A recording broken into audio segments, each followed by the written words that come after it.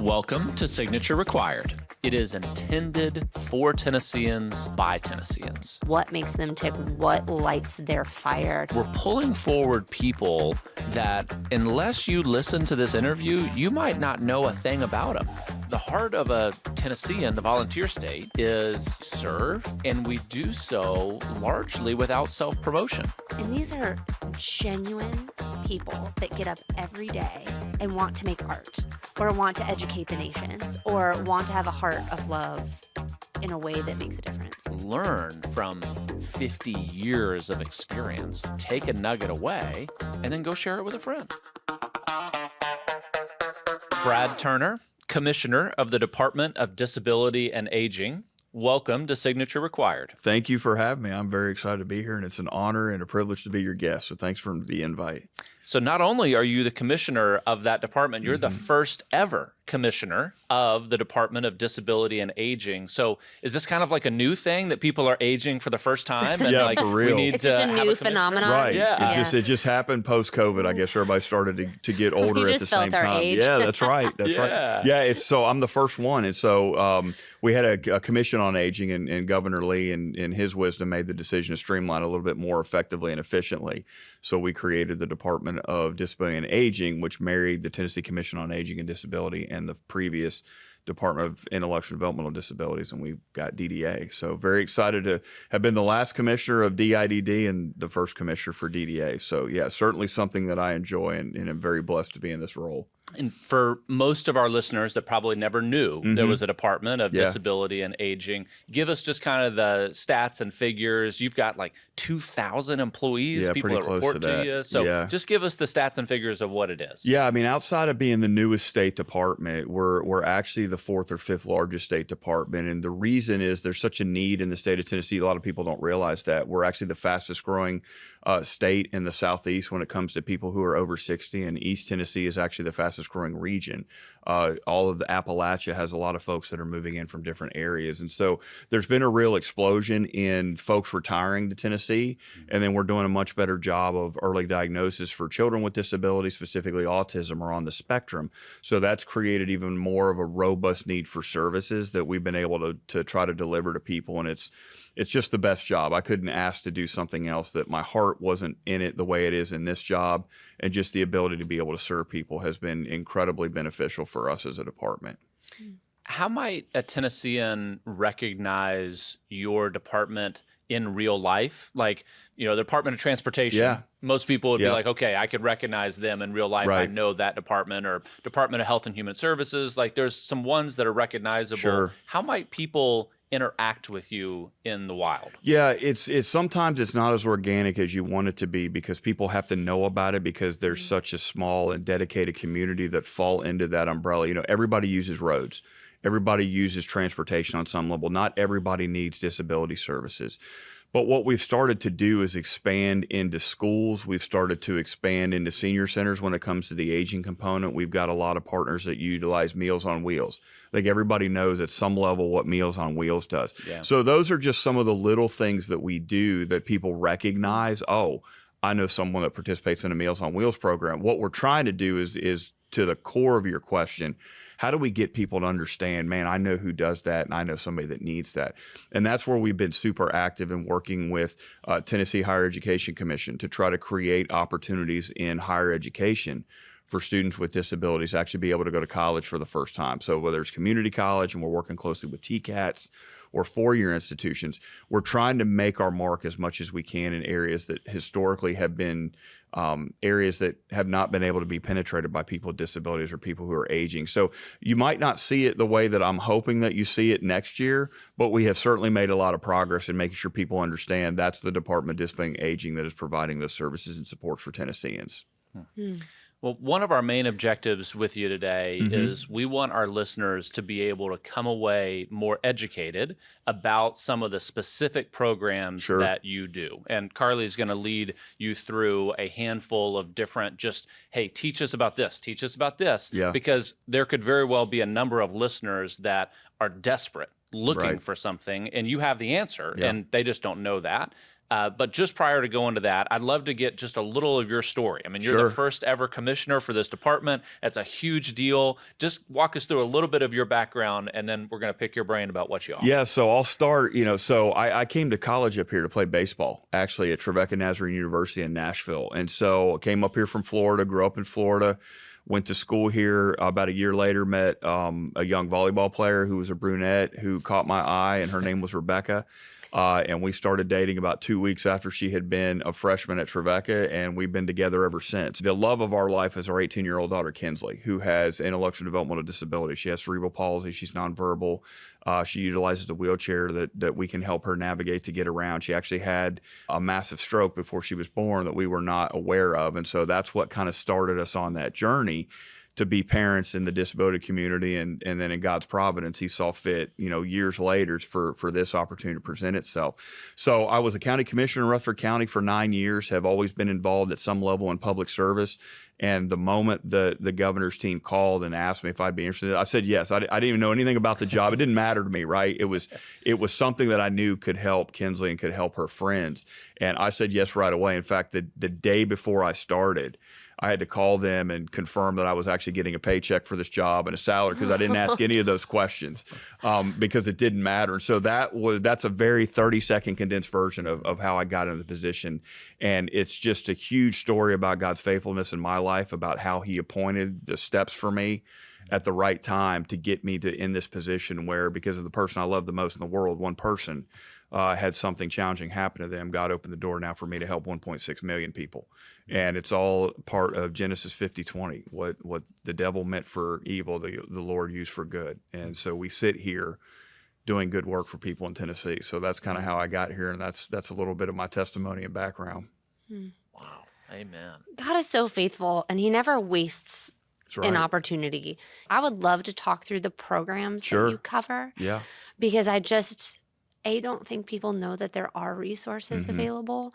And B, if they do, gosh, they're just so tired at night that they don't have time to do all the research and figure out, do I qualify and how do That's I right. get this? Yeah. The first one I know about is MAPS, that helps kids that are transitioning into adulthood with disabilities figure out how to do that. Yeah. So can you talk about MAPS? Yeah, MAPS is actually one of our newest programs, but it's been one of our most successful programs. And so the idea behind that is all of us utilize technology on some level, but students and children know way more about technology than we do. I mean, you can watch kids on their phones and their iPads, and even my daughter uses that, and can just zip around on that as if she's known it since she was born.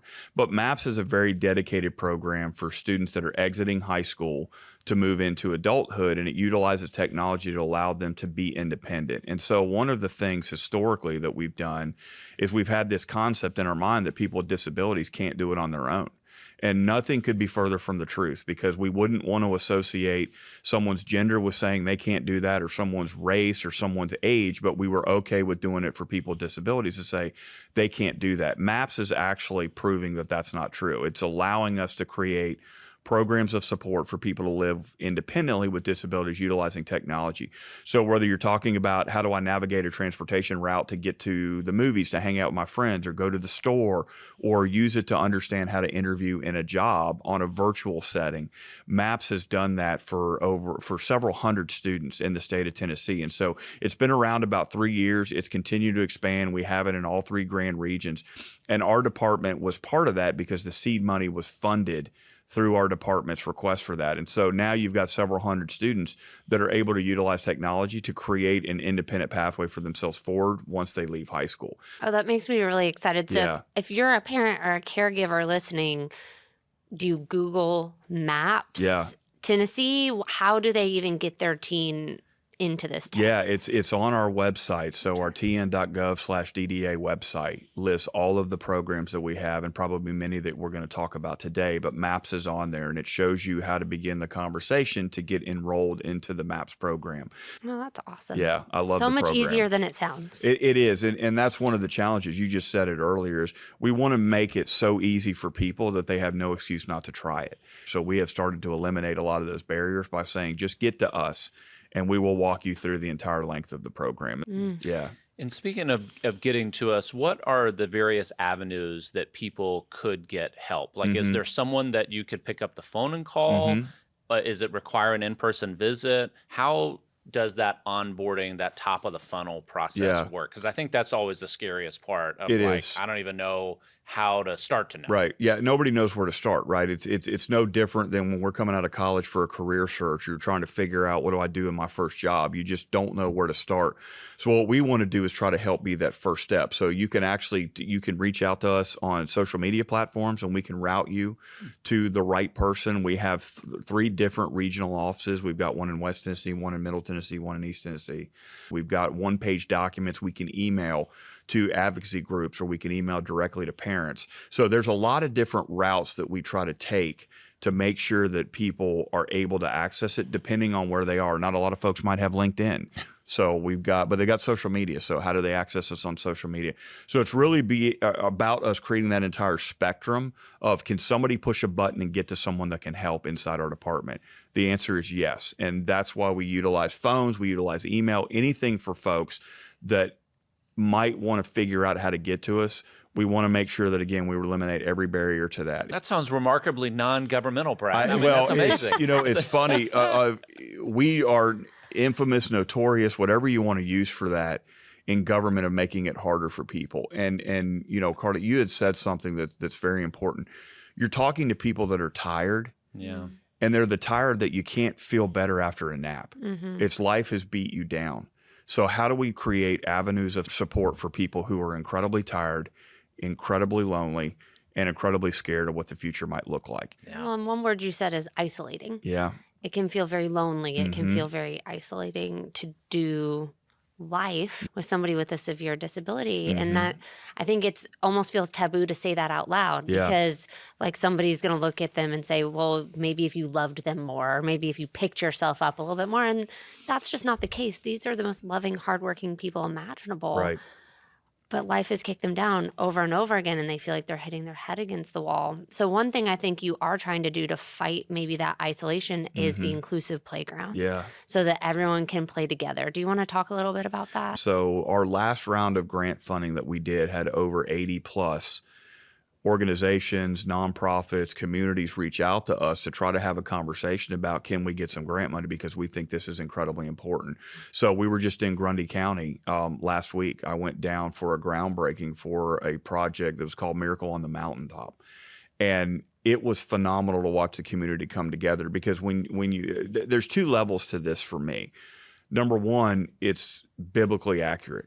Like, as a Christian and man of faith, I've got a moral obligation to make sure that I see the least of these. And that has created some confusion and anger in our community, because when people hear the term least of these, they automatically think, well, you're talking down, they're secondary, they're subhuman, whatever that might be. And that's not it. As believers, what I know that to be is, are you getting to the unseen and the unheard?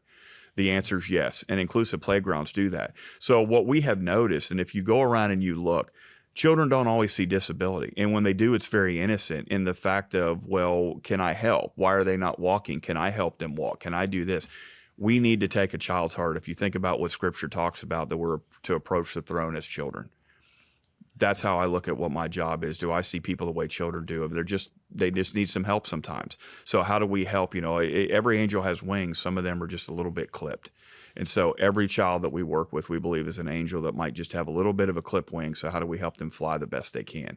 Inclusive playgrounds have done that. We have the privilege of taking our kids to a playground that has, I wouldn't say the whole thing would be accessible, but they have accessible components. And it's been really fun to see the kids, even the kids without disabilities, to kind of map out that playground and be like, am I allowed to play on this? But then the minute they see somebody that needs that equipment, hop off and offer it, and it just creates a dialogue and an opportunity. And I think it also creates opportunity for parents. That's right. Because gosh, sometimes you go to the playground to get their wiggles out, but sometimes I need to talk to someone that isn't 4 feet tall. For sure.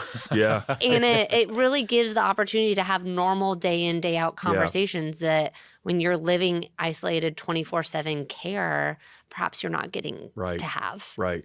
And one of the things that my wife Rebecca has brought up that we have tried to encourage is, we want children asking questions about, so we can walk them through exactly the story behind our daughter. Or we don't want them looking and being like, I can't ask questions, I don't know what's going on, so I withdraw myself from that situation because I don't know why they're in a wheelchair. And we have encouraged children, like, you can come talk to us, you can ask questions, and her name is Kinsley and she will give you a hug. And once you do that, kids completely latch on, and then they feel like, okay, well, this is my friend, and this is someone that I want to get to know. And there is a lot to be said for that we lose, I think, as adults, where we start to segregate ourselves to say, they don't look like me, they don't talk like me, I'm going to go over here to my tribe. And I think we have lost the ability to ask questions and have hard conversations with people because we don't want to engage in people that don't look like us, think like us, believe like us, whatever it might be, vote like us, which, has been really, a big conversation the last few years. But children with disabilities just see that and they want to ask questions and they're curious. So answer their questions, and you can do it in a way that maybe will empower them to be a better friend and to understand why they see children that might be in a wheelchair in their classrooms, what that looks like at school. So maybe they become a better engaged student and a better engaged friend in the classroom as well as they do at the playground. Brad, do you have any context for families that don't have someone with a disability, what the percentage is? Like, I wouldn't really know if you said out of 100 families, just from a high level perspective. Can you help?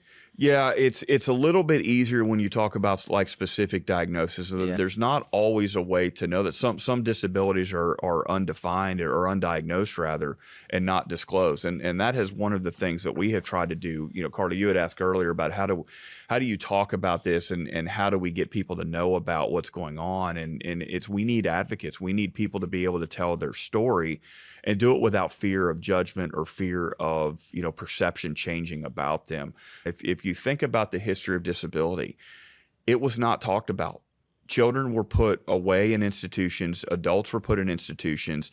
That's a true story. Tennessee is one of only 14 states that does not have institutions. So you're talking 36 other states still have an avenue for parents or adult caregivers to put their loved ones so they're away from the community. And so we still are working on how do we get a better definition of what an accurate disability number is, and then how do we build services and supports around that once we think the data is accurate. But that's something I'd love to talk about a little bit later, is just the history of disability and people understanding that we are not that far removed from people with disabilities being severely discriminated against, and we're still running into that specifically when it comes to employment and housing. Brad, one of the great fears that Carly and I have several friends that have this fear is that they, as caregivers, are aging. Yeah. And the individual that they're caring for with a disability is partially self-sufficient, but partially not. And one of their great concerns is, what happens when I die as the caregiver, or when some chapter moves to where I can't do this in the same way. And I imagine that's a question that you all deal with all the time. And I don't know how you counsel somebody through that or what resources that are there, but Carly and I have a couple friends that are wrestling with that right now. And one specifically wanted me to ask just to say, how can I learn more? I don't need the state to fix it necessarily, but where can I understand what my options are? Yeah, and so first and foremost, that is the number one thing that I get from parents. Our biggest fear is what happens to our children, because nobody knows them like we do. Nobody knows how to take care of them. They're going to get abused. I mean, you go to the worst case scenario, right? Yeah. And I had said for the longest time, and I was probably lying to myself, that my biggest hope was to bury my daughter, because that means nobody got a chance to take care of her because they can't do it like I do. I probably lied to myself because I don't know if I would be emotionally ready for that. But the point still stands that those parents are asking that same question, is what do I do now that I can't take care of my children anymore? So we have a number of incredibly strong providers that we work with across the state that allow you the privilege of being able to select them to make sure that your child is a good fit inside their private practice and their organization as a provider agency and delivering those services. So for those, your friend, and for people that are listening, reach out to us because we can provide you all the options for you to make the right decision for your loved one. What a great resource. Yeah. That's and awesome. it's heavy. I mean, part of that is, we are counselors as much as we are friends and partners in the endeavor. Yeah. When you tell a mom and dad that it's time to let your child go, live on their own or be independent or put them into a private provider, there are no playbooks for how do you deal with decisions that nobody ever thought they'd have to make as a parent.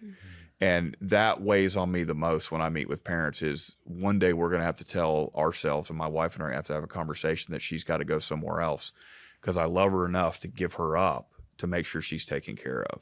When you love the least of these, and you did a good job explaining what that actually means, you are living out the heart of Christ. And I don't care if somebody listening to this has a completely different theology than I do. Like, that is great. Thank you for listening, and I respect your right to do so. I just feel like it's so important that we live out what we believe and show people from our heart that it's not a rule book that I'm throwing at people. It's a way of life. Right. And I think that people would come together in a lot more unity, even with diverse faith backgrounds, if we actually lived what we believed instead of telling people what we believe, but living a different way. That's right. And so you don't often see that in the government. If we're just being completely honest, you don't often see those principles lived out in an inclusive way for all people. And so I really appreciate your testimony. Well, there's a couple more programs that I would love to highlight because I do think people need to know this information.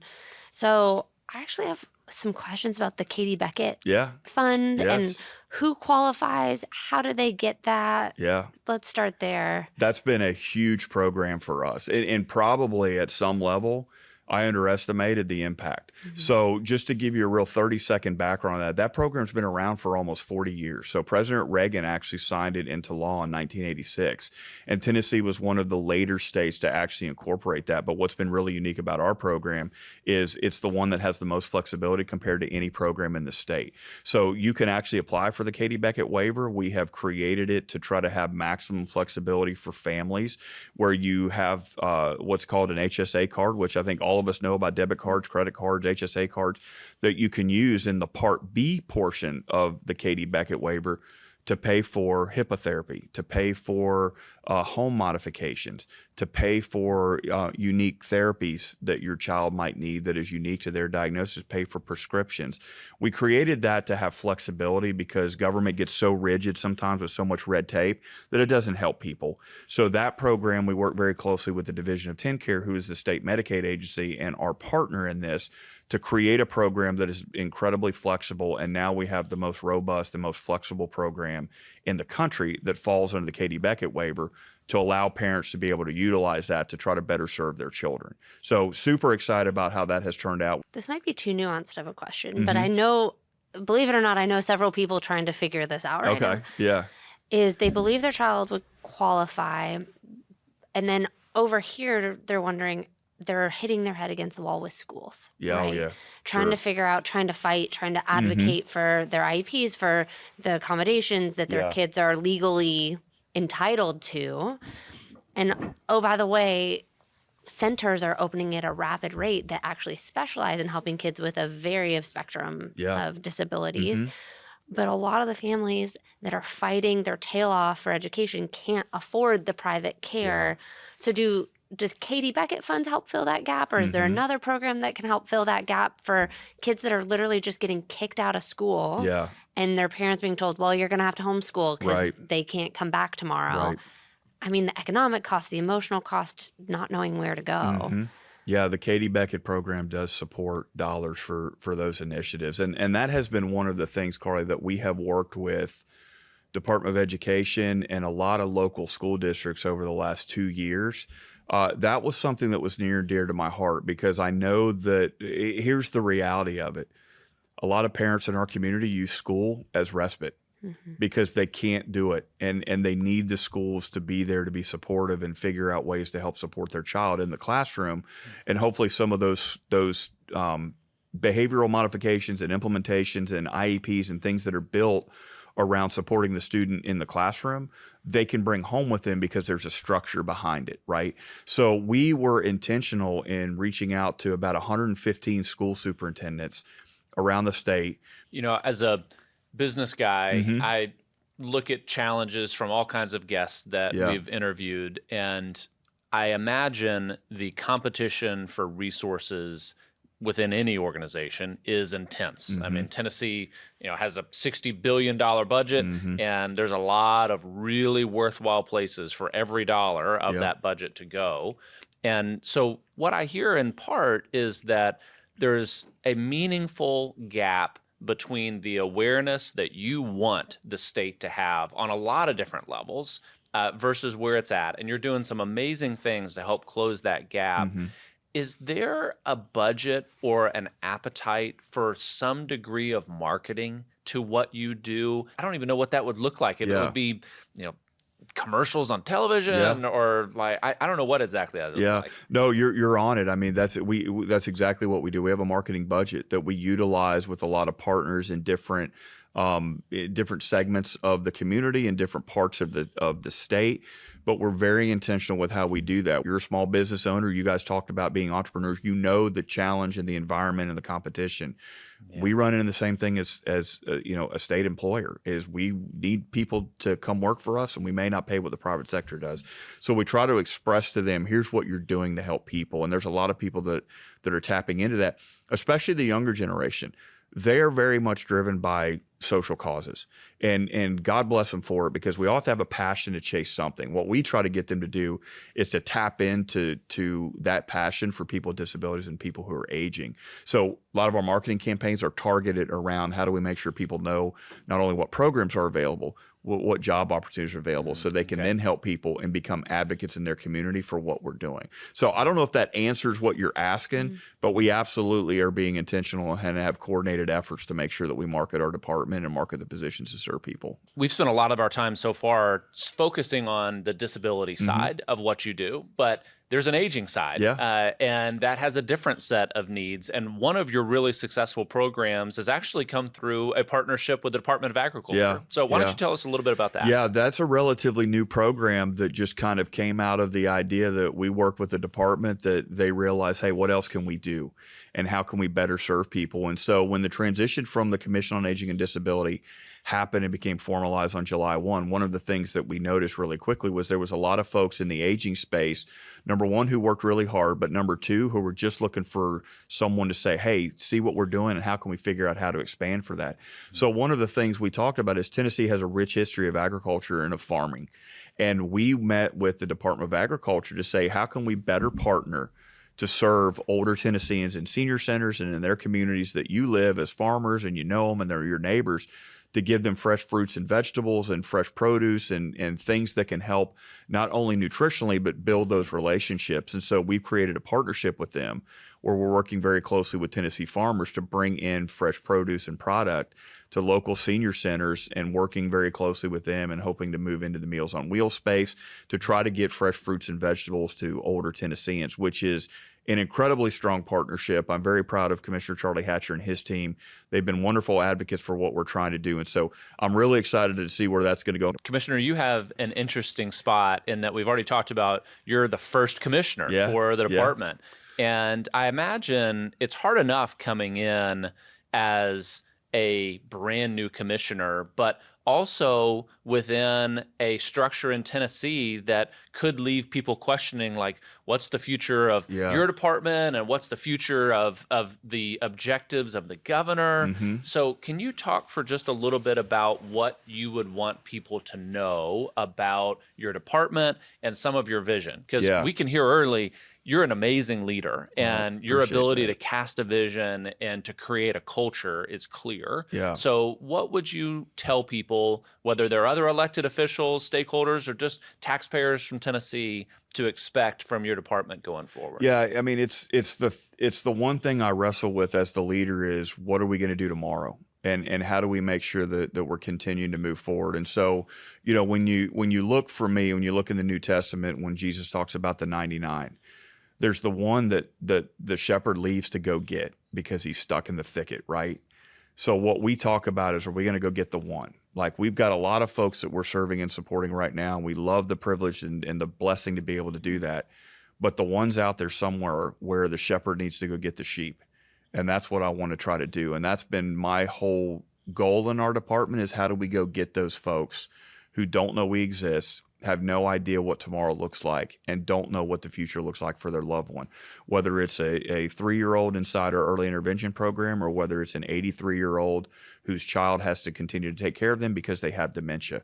We've got to go get the one. So we have tried to create programs. We've tried to create infrastructure. We've tried to create that enterprise-wide momentum and leadership strategy to say we have got to do better tomorrow. And it doesn't mean that we don't discount the good that we've done, but how do we make sure we go get that one tomorrow? And like I said, it's all for me, from the New Testament, is there is someone out there stuck in the thicket who wonders, is the shepherd going to come get me and help? The answer in our department is unequivocally yes. We are going to go get you, and we are going to go find them. And so that's what gets me up every day, is glorify God by loving his children. Go get them. And Governor Lee talked about this in his campaign. He said he was one of the folks that he was leaning on for counsel, and him were talking. They were flying back somewhere, and they looked down and said, there's a lot of mailboxes down there. And the governor said that became something that he would think about a lot, is what matters to that mailbox? What matters to this mailbox? So I think about that in those terms, with that mailbox as someone who is 85 years old. What matters to them? That mailbox has a 16-year-old who has Down syndrome. What matters to them? And trying to figure out how do we create strategies that best support everybody that we come in contact with. One of the things that we do to wrap up each of our podcasts is we do a brief fill-in-the-blank test for you. Okay. So you haven't seen these ahead of time. No, that's perfect. So I'm going to read a short phrase with a blank at the end. Yeah. And the instructions is, if you'll just repeat that phrase back to me, and then you can fill it in with a word or a phrase that you feel like finishes the thought. Sure. Okay? All right. Here's the first one. The best way to support caregivers in our communities is blank.